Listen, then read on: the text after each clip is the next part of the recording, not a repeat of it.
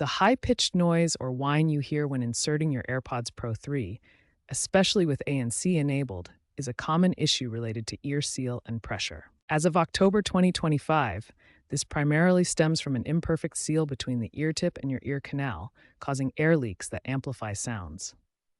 Active noise cancellation then overcompensates, creating audible artifacts. Firmware updates, like iOS 18.3 released in July 2025, have reduced the issue for some with a 40 to 50% reduction, but hardware variations mean it persists for many. To immediately address it, first, ensure your AirPods Pro 3 are updated to the latest firmware. Then, clean your ears to remove any wax buildup. Perform the ear tip fit test within your iPhone's Settings app under Bluetooth, AirPods Pro, Ear Tip Fit Test. This diagnostic can detect seal problems and pressure imbalances.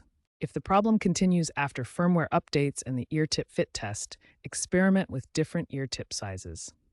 The AirPods Pro 3 come with 4 sizes. A better seal often resolves the issue. Consider third-party ear tips from brands like Comply or Bose, which have seen increased popularity as of late and generally can help by better conforming to your ear canal's shape.